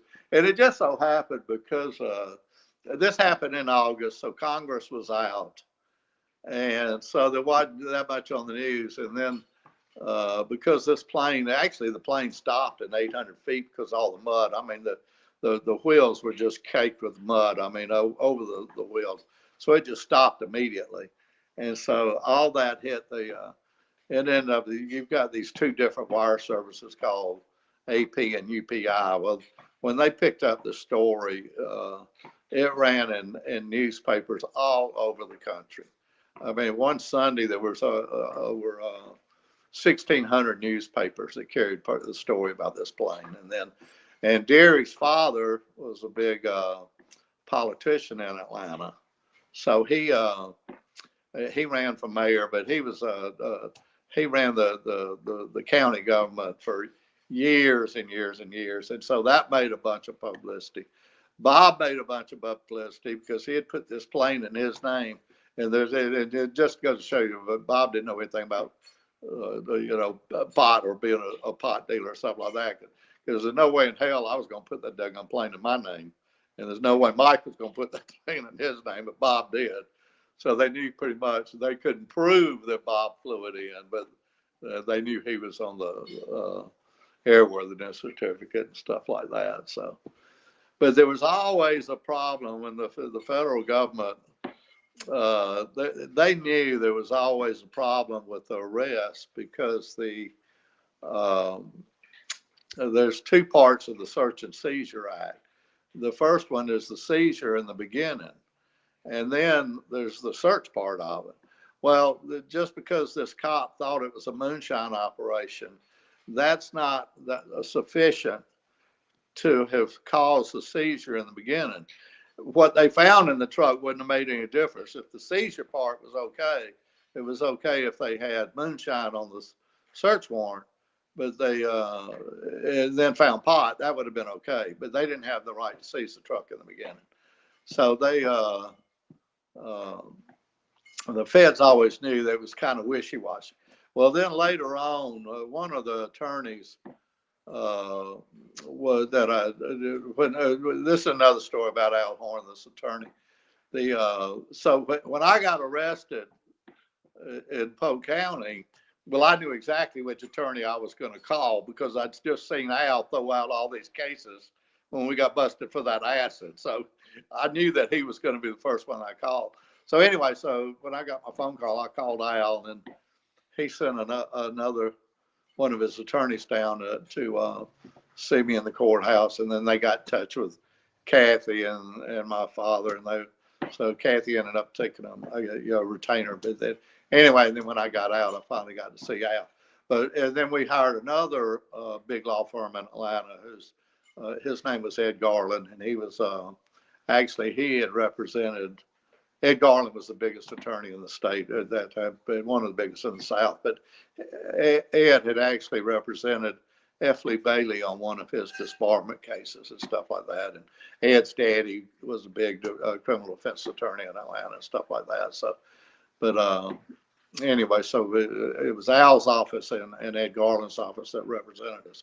Well, one of the attorneys in Ed Garland's office was a former prosecutor, and he knew a lot of state patrolmen and people in the police side of it and stuff like that. And finally, one state patrolman got in touch with him and told him, well, you need to call this other state patrol guy. And then when John Knuckles was his name, and so when John called this other state patrol officer, that state patrol officer told him that the sheriff of the county out there that had the truck ended up taking that truck out to the airplane after they found it. They ended up finding the plane, the sheriff's office did, before the helicopter did for the state patrol. But when the state patrol did find the airplane from the air, they said they saw somebody running from the airplane, and the person had a sidearm on. Well, nobody wears a sidearm except for, police and stuff like that. But anyway, the sheriff had taken that truck full of pot out there, and taken some off of it and left it at the plane to be able to correlate the truck to the plane, so he could say that they were connected. So sounds kind of like he was planting evidence. exactly, that's what he was doing. So the prohibition of drugs corrupts in all kinds of different ways. So you got search warrants that have issues with them. You've got this sheriff planting evidence, and so it sounded. But basically, when John Knuckles found out about the state patrolman told him that, he called up the feds, and the feds just they dropped it immediately. They weren't going to touch it, and the state local prosecutor, he had 3 counties he had to deal with, and he didn't have the money to deal with it because the attorneys would have loaded him down with so much paperwork with motions. He wouldn't have done another case for the next year because he had been so tied up with hours and stuff like that. So they never did, I don't guess, officially drop everything, because it's kind of, I was just like, I asked Al one time, I said, can't we just kind of make this thing go away? Like we can build them a new grammar school or something like that out there. And Al told me, he said, let me tell you something. He said, I can make rabbits disappear sometime. He said, but you can't make elephants disappear. Because like I said, this thing was on the news every day. I mean, in the very first month in the Atlanta paper, there were, I think out of the first 29 days, there were over 22 articles about it. And in national news, I mean, it was on ABC, NBC, all the national news. And like I said, as a matter of fact, my uncle out in California read about it and saw my name in the paper before my father ever got a chance to call him. And because my mother and my father and my aunt and uncle out in California were just getting ready to go to Hawaii and everything just in a couple of weeks. And but anyway, but like I said, it ended up just making so I mean, at New York papers, I mean, and then a state representative that was he was kind of a cowboy. He ended up the government didn't know what to do with the plane, so they ended up they would talk about cutting it up, taking it out, and but anyway, the state representative, the federal government ended up auctioning the plane off, and so the state representative bought it at the auction, and then he hired another DC-4 pilot, and they ended up flying it out, and that's the first scene of so he made a movie not of the actual event, but he bought the plane, and then the beginning of the movie is called the Polk County Pot Plane, and then High Times Magazine bought the rights to it, and they changed the name up to In Hot Pursuit, and it's on YouTube. But the very first of the movie is them flying the plane out. They didn't lengthen the runway or anything like that. And then they had to make up their own storyline, and it's actually the worst movie you'll ever see in your life. So I watched some of it, but it is. I mean, it's actually the worst movie. But these people did their own stunts without any safety precautions. And Quentin Tarantino actually played it at one of his film festivals because of that reason, of these people doing these stunts and stuff. And well, sounds like you guys did a few of your own stunts as well, Marty. Yeah, but actually the guy that had done that won the Oscar for all the chase scenes in Smokey and the Bandit, the Burt Reynolds movie, the year before, did all the chase scenes in this movie, and some of us even on the same location that the Smokey and the Bandits was on. But it's absolutely the worst movie ever. So, well, so Marty, what was the result of these? Did you say the feds dropped some of these cases? Well, yeah, but the feds, once they found out that the cops had planted that evidence, they weren't going to touch it. So like I said, they never did, officially drop it or anything. I think they just let it die of old age. So did you do jail time? No, not on that one. Oh, So they just had you hemmed up in this little tiny jail for a couple of days when they first caught you, and Yeah, and then we made bond. And basically, that one guy that cooperated immediately, he did know where all these other Michigan people were staying in a motel in Atlanta, so he cooperated. So the cops went to that motel and ended up arresting Mike and all these other people. I can't been 5 or 6 of them. So 14 of us ended up getting busted at one time. So Derry was at the motel, and nobody went to jail. no, the only person that did any time was was the guy that snitched. And did it say somewhere in here that this was at one point the largest weed seizure in the country? No, it wasn't the largest weed seizure in the country because they would bust some shrimp boats and stuff like that with 50 or 60,000 pounds on it. So, as a matter of fact, my contact down in Columbia, he had like I said, he had this big dairy farm on the coast, and then he built a resort that had an open air restaurant. He built like 22 cabins that went up the side of the mountain and stuff like that. And I was down there setting up a deal.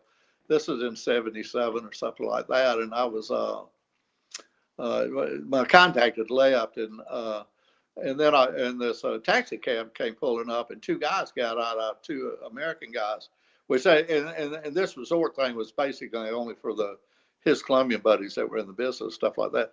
But anyway, these two Americans get out of it, and I knew that Alberto just left and wasn't going to be back for about 3 days. And so I started talking to these Americans, and they were they were both cooks on a shrimp boat.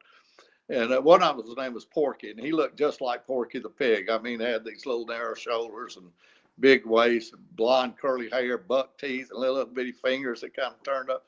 But anyway, and so we got to talking, and so they wanted me to be to help them out when they got the pot back. And I wasn't going to. I was going to do my own thing. But I did introduce them to my buddy in New York, and then so I left and came on back, and sure enough, a couple of months later, Porky calls me up in Atlanta, and he says, I got 80,000 pounds of pot over here. Can you help me get rid of this stuff? So they had the best operation going, because they would go out shrimping for 6 months, and then all of a sudden they'd just go to Columbia and pick up a load and come back, and they'd bring the shrimp boat right up to the shrimp house, have a conveyor going from the boat to the shrimp house, another conveyor going to shrimp out to an 18-wheeler, and they'd drive away. So they didn't have to hide what they were doing. So.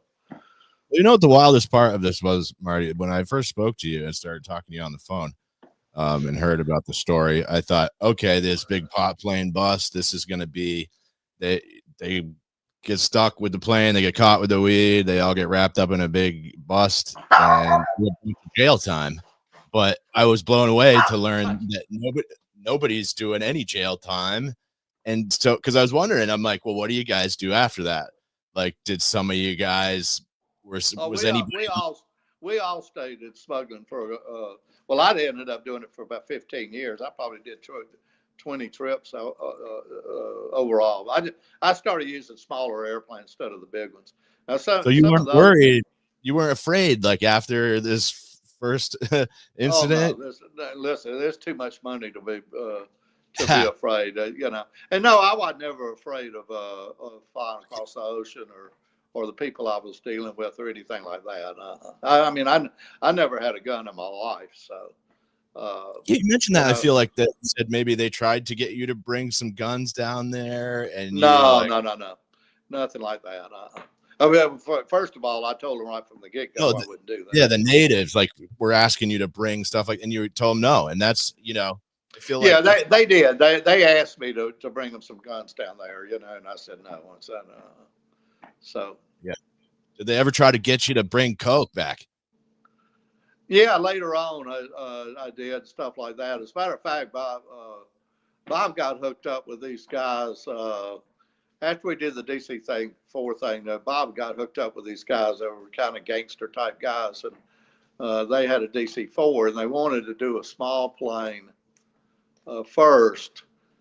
And I was going to have to load them and everything. But anyway, so I went down to Florida and I met these three guys, and one of them was being an agent for the Georgia Bureau of Investigation, and the other two was a pilot and his buddy, and the pilot and his buddy ended up flying to Columbia and came back, brought back about 800 pounds. Well, Alberto, my contact down there, giving them a kilo of cocaine for me as a present, more or less. And when they came back, they got busted, and so I was just down there for a couple of days to tell them where to go and all this kind of stuff. But anyway, I never saw these people again. But Bob ended up doing this DC-4 with them, and they landed in Virginia. But I told Bobby, there was somebody bad in the thing, because when you fly back and you have three tailplanes get on you, they know that that something's been happening. Why a happenstance, that type thing. So, but anyway, Bob ended up doing a DC-4 and landing in Virginia, and it's really funny because I never saw Bob again after that. But until later on, I did run into him out when I was in prison in California. But I was in '77 or something like that. I was watching the national news, and they said something about there being they were doing an investigation on smuggling from Colombia, and they brought this guy in that was going to testify, and this guy's name's Larry Spivey. He ended up writing a book called The Spivey Assignment. But anyways, and so he starts testifying in front of Congress. And then after he finishes testifying, they bring another guy in, and this guy's got a pillowcase over his head. And so they bring him down to the table, and they sit him down, and the guy says, "Can I take this thing off?" And he takes it off, and sure enough, it's Bob Eby. And they'd flown the DC-4 for me. And Bob ended up telling Congress that they were going to have to put air traffic control towers down on the desert down in Columbia because they built so many airstrips. So when I built this 3,500 airstrip down there on the desert of Columbia with the Indians, that was the only airstrip down there. 3 years later, there must have been 40 of them. And I could fly down there, and before I would land, I would fly around the desert or something, and I may see 15 planes on the ground at one time. So. So, but all of us me and Deary got involved with these Cuban guys, and Deary ended up landing about 6 DC-6s with about 18,000 pounds on there, and the Michigan guys, they did. I know Mike got hooked up with these guys that they called the company, and they did like I think 13 DC-6s before they ever had any trouble. And shrimp boats and everything else, and so we all end up keep smuggling. I mean, all of us went to prison sooner or later.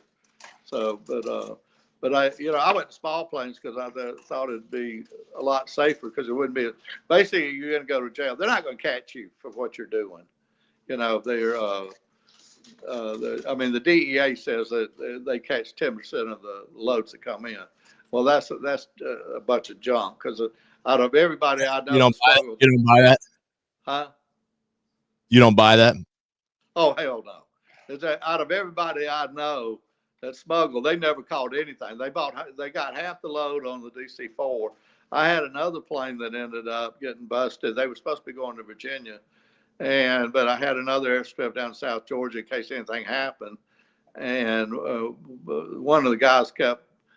On the one down South Georgia, kept driving up and down the road that we went to the airport, and the guy that ran the airport kept seeing this, and he knew something was wrong, so he called the police, and so the plane landed there because I think the pilot was tired or something like that. But anyway, and that had about 800 pounds on it, and so they got busted. And out of that, that's the only people I know that ever lost a load.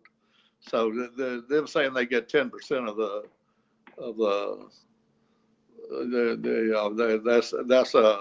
that's an extreme imagination, I think, on their part. So a little bit of PR, maybe. Yeah, I guess I don't know, but I just from my experiences and probably 15 other smugglers that I know from their experiences, They never caught anything.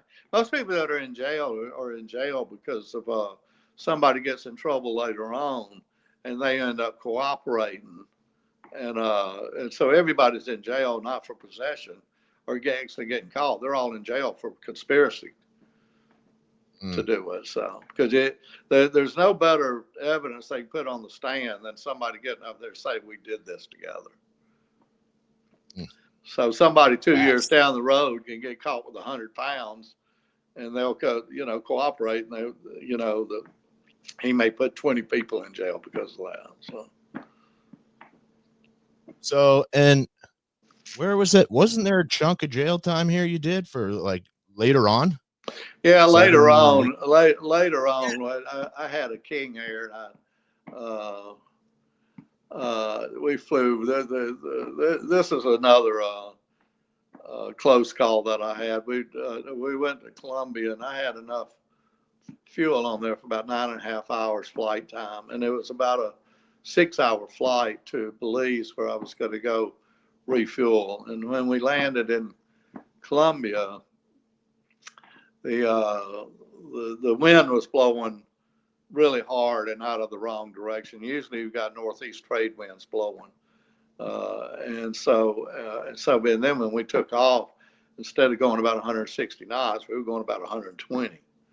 And so when we flew all the way from Columbia to Belize, and it was cloudy, and we could never get any, no matter what altitude we went to, we couldn't go any faster. And so when we got to Belize, we actually ran out of gas in one engine. And about that time, the clouds kind of parted, and we happened to be right over an island down there that I could use for refueling, but not at this particular time of the year. So we landed, and when we landed, we ended up taking all the pot off and hiding it. And then when we turned around to come back up to where everybody parked planes and stuff like that, we ended up running out of fuel. So that was after. So we had about probably 2 minutes of flight time left after a 9.5 hour flight. So, but we weren't supposed to land on that on this island. We're supposed to be going to a road that's about 60 miles further inland. And so we had a two-way radios, and so the people on the ground could hear us, but we couldn't hear them. And so they ended up bringing enough gas that we could put it on the airplane to get over to the road. And then when we went over, flew over to the road, we ended up clipping some trees, and it knocked out the wingtip light on the side. And so I brought it back. We did an air jump, landed at an airport. Well, we were going to land at another airport close to Atlanta, but we were so tired and everything that we ended up landing at an airport closer to us. And when we landed, there wasn't anybody there but a flight attendant, a gas boy that puts gas in place and stuff like that. And I'd given him a fake name and stuff like that. And then sure enough, and we were waiting for somebody to come pick us up. And then before somebody came and picked us up, this girl that was a secretary came in, and it just so happened that she was married to a friend of mine in high school. And so she said, "Hi, Marty, how you doing?" And I said, "Well, I'm not Marty. I'm so-and-so from California." And she looked at me, and then the line boy finally, he laughed. And then I went over and told this girl that, I kind of hugged her and told her that, I have to go by a fake name every once in a while and stuff like that, because she knew about the Polk County thing and stuff. But anyways, we just talked about old times for a while, so somebody came and got me. Well, the people at the airport saw the damage of the plane, and those footsteps on the wings where the people had refueled in Columbia and things. So they started an investigation, and back then you couldn't just take a fingerprint off of something and figure out who it was. You had to have a person to match it. So when they said the DEA started asking questions about these people, about the plane and stuff like that, they finally get to this girl. She's, "Oh, well, that's Marty's airplane." And so that's what started that. And then one of the guys ended up cooperating. They had arrested me and then two other guys in the pilot. But so that's what I went to prison for, was that one. So I'm very curious, Marty, how that time in prison affected your life. And also, one thing that I definitely remembered reading about was the conversation you had with your mom about it after. I'd love to know how the prison time affected your life and what that was like, sitting down and having to tell her that. Well, what had happened is when we got busted in Polk County, my father was a real hands-on type father. I mean, anytime I got in trouble at school or anything, he's going to be there to talk to him about it. So as soon as we got arrested, he went down to Polk County to talk to the sheriff. And the sheriff told my father that I was working for the mafia and that the mafia was probably going to kill me because I'd messed up this thing. And of course, I didn't know about this till after I got out of jail, because I was in jail 4 or 5 days, and Daddy was down there the next day to talk to him. And so when I got out, finally went over to Mom and my mother and father's house, and Daddy told me what the sheriff had said. I mean, I was irate, and that's when I had to tell my mother and my father. I said, well, these are my best friends from high school. You know all of them. I said there wasn't any mafia involved. Then I explained to them and everything. And my mother's she was just the type person. She wouldn't say a peep anyway, but she didn't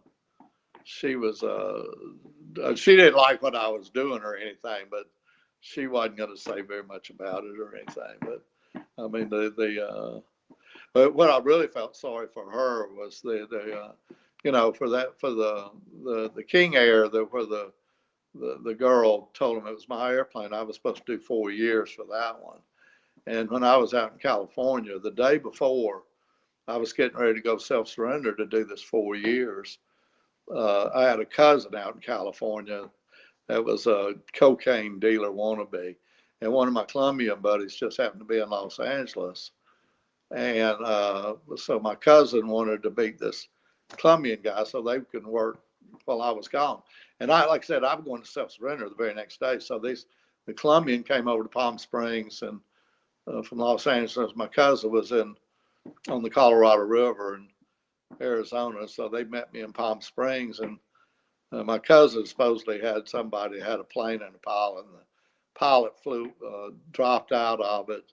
So the Colombian called this other Colombian friend of ours to see if he knew of a pilot. And my cousin didn't know anything about planes, and the Colombian couldn't hardly speak English that well. I mean, he did, but not enough about this business. So they got me to talk to this guy, and the guy kept saying cocaine, cocaine, cocaine over the phone. And so, and like I said, I'm taking Valiums and drinking. I'm going the next day. And so when I got off the phone with this guy, I told this Colombian and my cousin, I said, don't have anything to do with this guy. He's as bad as the day is long, because the first thing you do is go to a payphone, and this guy wouldn't go to a payphone. And so anyway, I told him, don't have it. And I went ahead and went in the next day. We couldn't find out 8 months later that my cousin and this other guy gets arrested for 300 kilos of cocaine. So I ended up having to do another 4 years for that.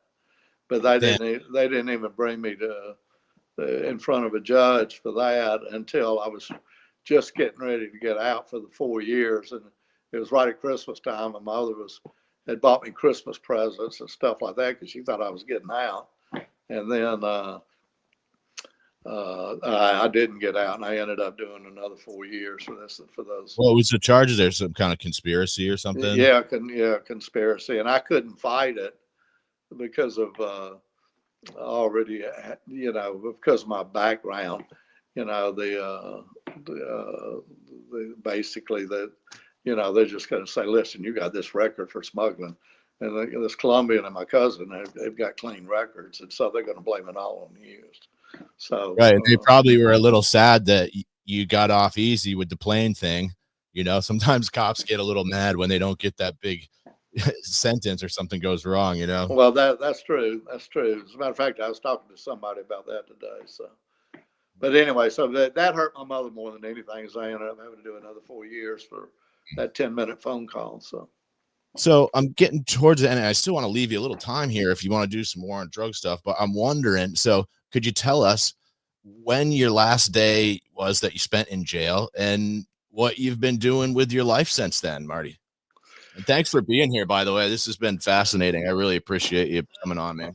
Well, I appreciate you having me. Let me see. I got out in I went to New York in 1997. In 1993, and I got out, and I think it was January or February of 1997. But one other thing I wanted to say about the war on drugs and stuff like that. Anyway, after I got out, I ended up doing some different things. I ended up doing mortgages, and I ended up buying and selling some condos and houses and things like that. Then finally, when 2008 hit, and I was in my late 50s by then, and there was no jobs out there. And I just had to be at the golf course one day and playing golf with some of the people that worked there. And they saw I was, a pretty good golfer. So they asked me if I wanted to work there. And so, and after 2008, I mean, there weren't any jobs.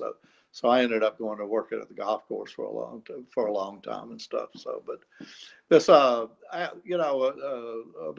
war on drugs, Al Horn, this attorney I was telling you about, is one of the smartest people I'd ever known. And he used to tell me that, because back then I just thought pot should be legal. And he said, no, all of it's got to be legal. And I said, are you out of your mind?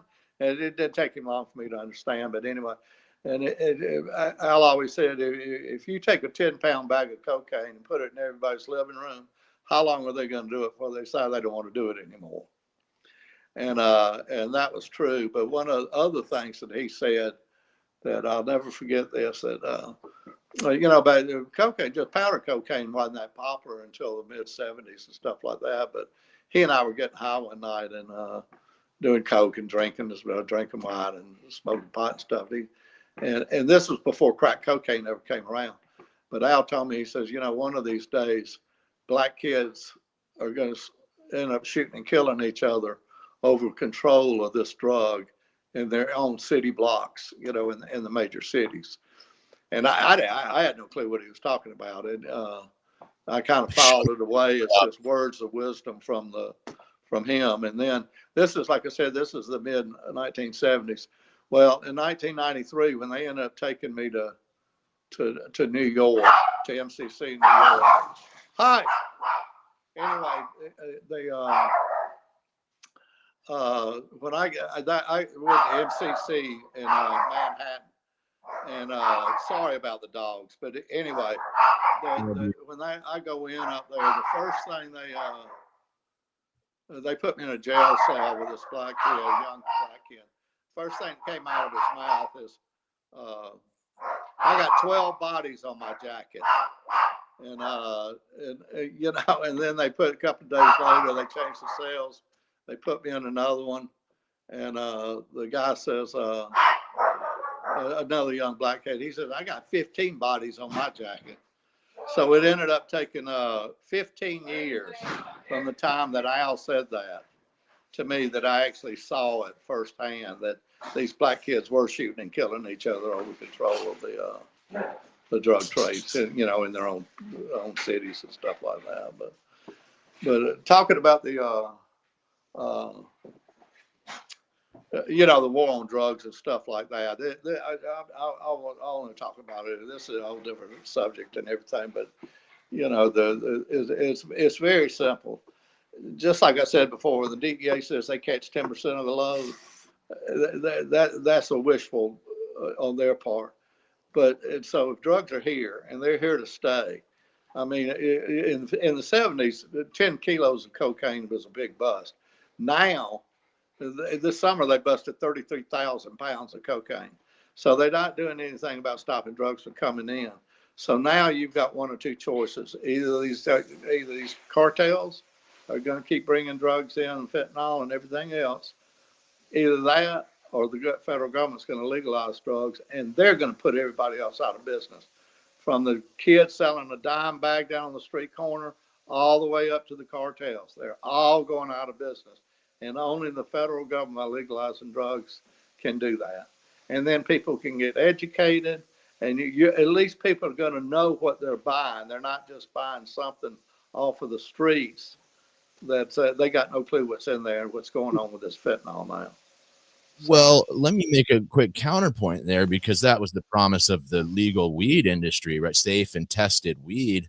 And now we're seeing sort of all these problems pop up with testing fraud and different types of shady activity. And I mean, I don't know. I guess it comes down if you trust the government to regulate something like that. And Listen.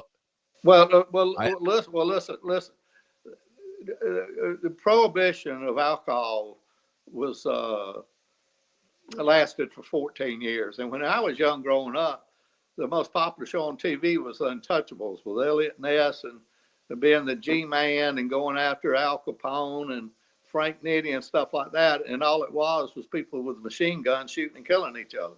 That's what prohibition does. The prohibition of anything, if there's a demand for it, somebody's going to supply that demand. And even Mark Twain said, the more you prohibit something, the more popular it gets.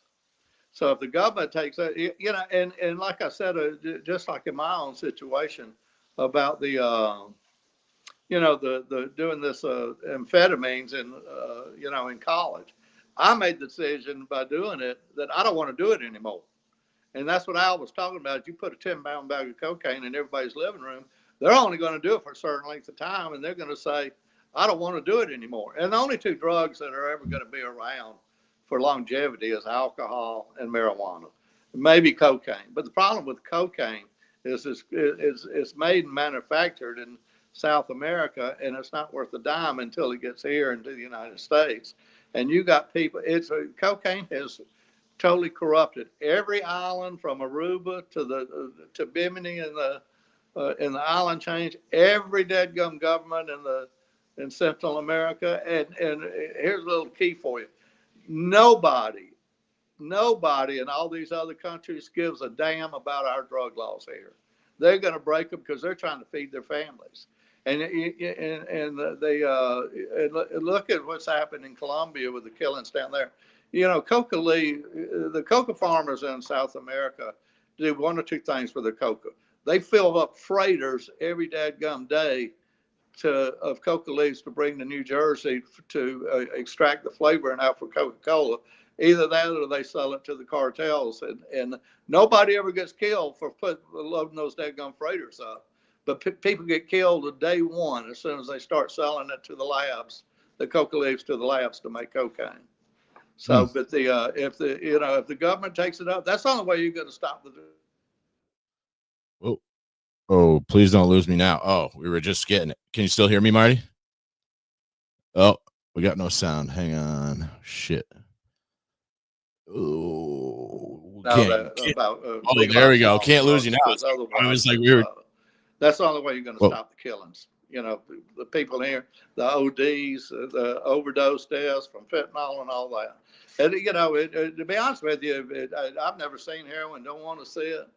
And I did smoke opium a few times, but if heroin was legal, fentanyl was legal, and smoking opium was equal, I would imagine most people would prefer smoking opium, which you're just not going to, you smoke opium and just go to sleep. I don't know why anybody would enjoy that high anyway. So I like smoking opium. But anyway, like I said, people can decide on their own. They don't need the government telling them what they can do and what they can't do. People figure it out on their own. Fair. And it's but that's a whole other different chapter. I can go in. These poor people. In Colombia, they pay these girls $1,000 to swallow 22 balloons full of cocaine to bring them back here. And when one of those balloons bust, it's the worst death ever. When I was in prison up in New York, there was a doctor in there that got addicted to Percocets, but he had done some of his when he was becoming a doctor at one of the big hospitals up in New York, where people from Kennedy Airport would come when they were sick.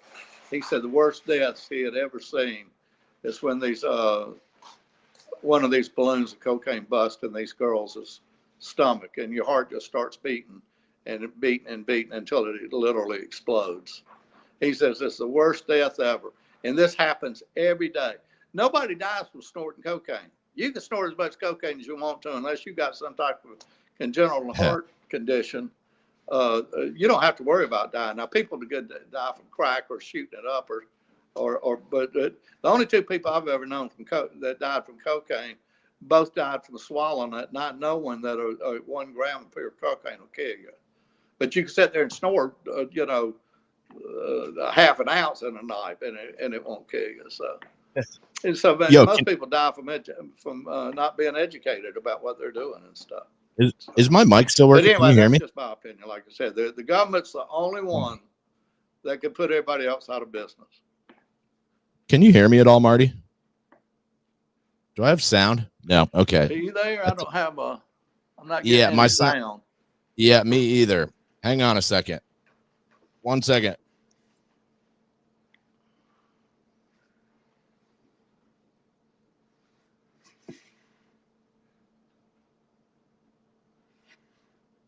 Anyway, I guess you can you hear me now? I just can't hear you. I got the phone call during a few minutes ago. Maybe that's something.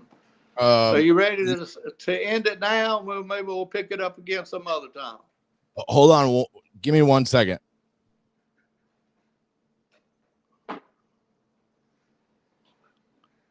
Do I have a mic now? I'm going to get you on the other sound. Oh, shit. Can you hear me? Can you hear me? No. Okay. Well, you'll have to type it. I saw that you're in the show, but I can't. Yeah, I can't. My mic's gone. Fuck. So last words here.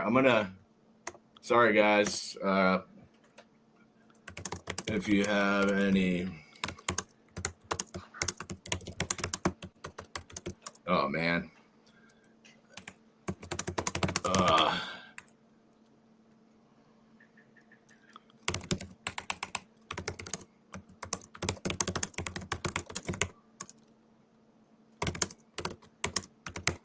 I can't hear you. Yeah, I was trying to fucking type something. Well, God damn it.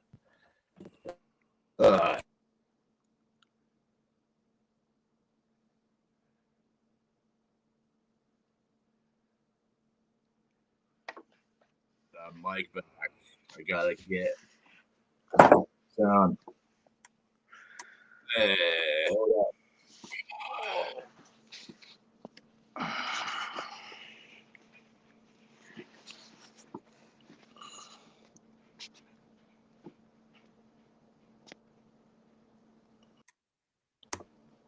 Hello. Hey, can you hear me? Anything? Oh. All right. Well, fuck. Anything, Marty? Fuck.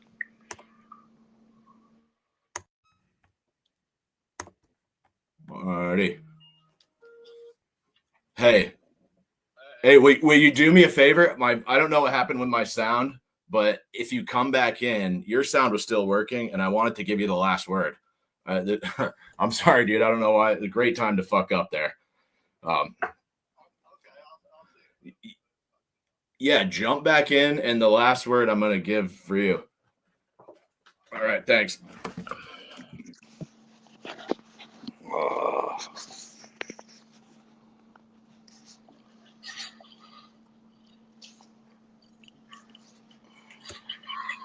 No. Go for it. Well, I have to get off the. I've got to go to Messenger, right? No, you're good. I can hear you.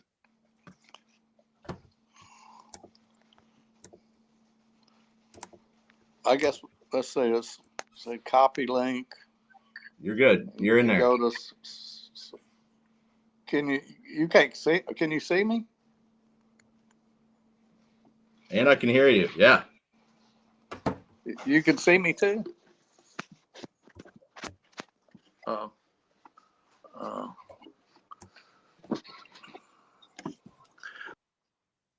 Oh, there he goes. Fuck. All right, guys. Well, I might have to sign it off here.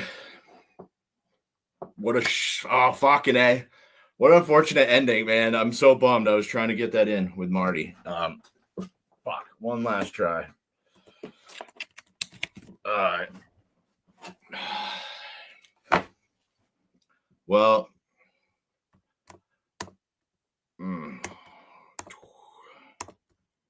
Hello. Check.